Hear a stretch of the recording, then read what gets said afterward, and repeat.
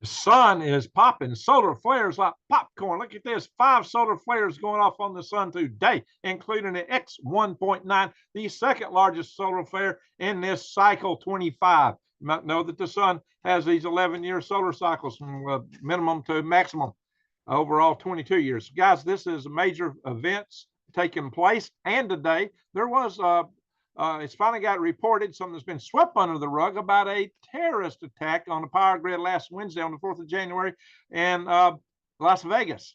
So, guys, let's bury into this. Our grid is at risk, guys, and the grid of communications.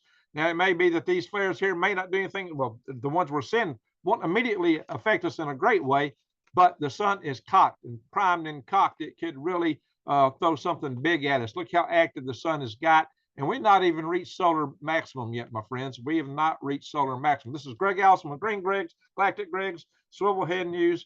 So just bear in mind here, we have a lot cooking on the sun and on Earth. So you need to be prepared. Look at this, guys. The solar sunspot AR 3184 just fired an X-class 1.9. I was worried about sunspot 3182. And it has gotten a configuration to be able to launch major solar flares also. But look at this, guys. The sun is really streaming. Look at this. Here's a flare. Here's a flare. It's 1, 2, 3, 4. Let's see. There's 5 of them. It's 1, 2, 3, 4. Yeah, 5 right here. This one fires off too. 5 events here, guys, coming off from the sun. Look at all this stuff streaming around here. That's pretty typical. But this guy here was an X 1.9. You got a pretty good sized flare popping out over here. We don't know what that is apparently. But guys, this is a configuration to watch. This is something to keep your eyes out for, because you need to have your gas tank at least half full in your car, full if you can. You need to have your batteries and your food and stuff in order, just in case. Just in case. Prep, my friends. So we're going to talk about this. Let me get out of this picture here. We're going to come in here and look at the sun. And yeah, nothing else. You're going to have some pretty auroras tonight. Here's the sunspots. Look at this, guys. 3181 is quite big. 3182 is huge. This is the one I was worried about just a couple of days ago, but 3184 is flaring off. Now, 3182 is flared off pretty good too. So it's kind of fortunate. Everything so far has been flared off on the other side or on the limb of the sun, but when's the day going to come when these is going to fire right at us? We've had some major flares on the other side of the sun in the last several months. So, guys, it's time to have your eyes wide open and head on a swivel if you've ever had it before. We just need to prepare, be ready for the worst, pray for the best, pray that all you got to do is say, ooh and ah, look at some pretty northern lights. But, guys, our magnetosphere is waning, and the sun is banging. So let's get out of this one again. And you can see here on the 9th, which is today, at 1850 UT Universal Time. That's about 6 hours different from the time I am on here. So this just happened, guys, not long ago. And you can see how active 3182 is. This is a serious sunspot. This is the one that flared. Look at this, guys. Look at that configuration. Just look at this picture, guys. Look at the sun here. Holy guac and smoke moly, guys. This is serious, serious stuff. This is nothing to be joking about. The aurora so far is not kicked up. That stuff is really going to kick the aurora up when it comes in. You can bet your bippy on that. Oh, look, not much in the way of asteroids right now to be worried about. That's the good news. So the sun is giving us plenty to be concerned about. Now, I'm going to share with you something else. There's this guy, this Mohammed Mesmeria. He's 34-year-old. Some have said he is a Iranian. I don't know. But anyway, he drove his Toyota Camry through the gate of a solar power plant in Las Vegas on the 4th of January 23. He smashed it through the gate and tried to set his vehicle on fire. He didn't quite succeed in getting it full blown on fire, but he put it up against this large transformer with hopes of taking it out. He apparently took siphoned gas out of his gas tank and tried to set his vehicle on fire with the hopes of blowing it up or destroying that transformer. So, yeah, it's pretty, I think he's an amateur, guys, but so we'll talk about it. Anyway, he was arrested and charged. Let me stop the share. Hang on, we'll look at him too. Bang, there he is right there. Stop share. Bing. Okay, guys. This guy was arrested and charged with committing an act of terrorism, first-degree arson, third-degree arson. How do you get arrested for both of those, right? Destroying real estate and escape of a felony prisoner somehow. You know, it's really, is he an escapee? Did he aid and abet an escapee?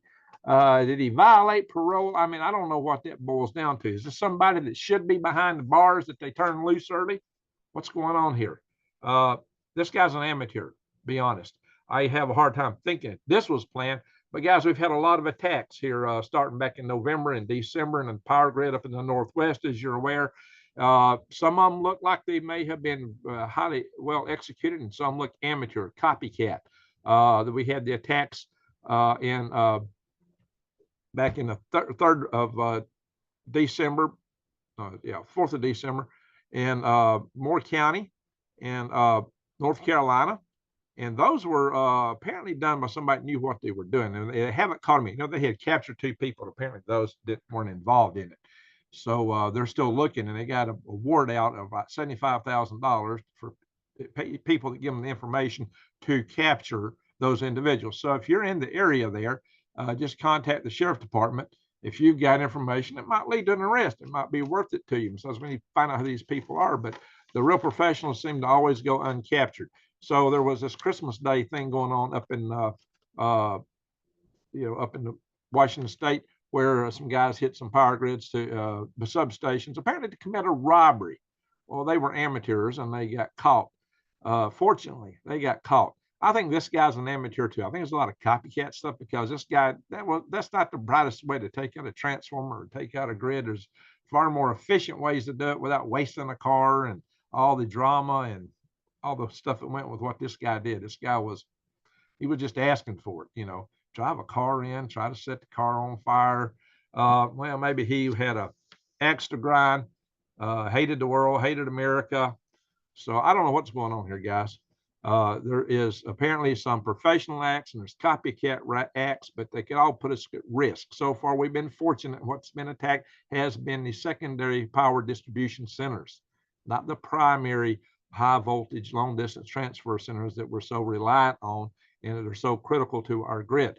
If they take down the right ones, 9 of those could actually bring down an entire country. That's already been shown. I've shown that many times and talked about it. See, this fits the narrative, exactly what I've been telling you about being worried about terrorism. Now, I don't think this guy was one of these sleeper cells. I think he's a lone actor because he just did it very goofy, really goofy. I mean, that's all I can say about it. There's far more efficient ways to take out a transformer than what this guy did. He obviously didn't understand how to do it, which means he was in a trained cell. People in trained cells will know what to do. Just like the guys who apparently did a dry run on taking down the power transformer stations at the Metcalf station, which they actually shot up 17 out of 19 of the transformers and went in the manhole covers, cut the communications, the fiber optics. They knew exactly what they were doing. They were gone. Police applications were gone before the cops got there on 16 April 2013, and we as of yet have no idea who did it.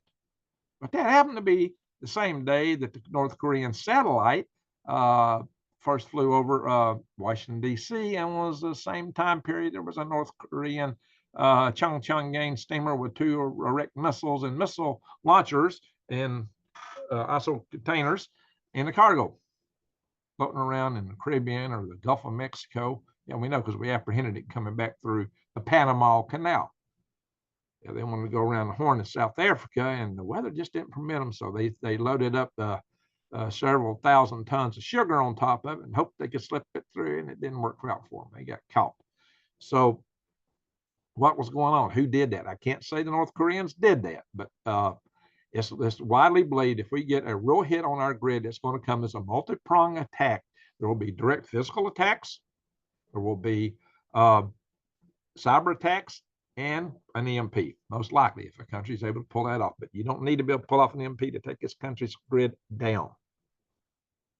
A more primitive country organization could do that. It might be noted that the drug cartels did it to a state, at a state level, They didn't take out the grid permanently. They took down the power temporarily in a state in Mexico and executed officials so that they could, because they were going to go launch a war on the drug cartel. These cartels are not our friends, let me tell you. And they may be a threat here. Talked about that. I'm going to reserve that topic for one of my Swivelhead News channels. I kind of touched on it on my Rumble channel. You got to check out my Rumble Swivelhead News. You got to check out my YouTube Swivelhead News. Be links below, my friends. So bear in mind, the grid's at risk. The sun is a popping like popcorn, flares out. And we just had the second largest flare in solar cycle 25, just to recapitulate. So this is nothing to ignore. So my friends, consider go to prepwithgreg.com where you can get these long-term food storage. You might really need that now. If the grid goes down, you're not going to be getting nothing. So let me do a share again. And I will show you some of that. Give me a second.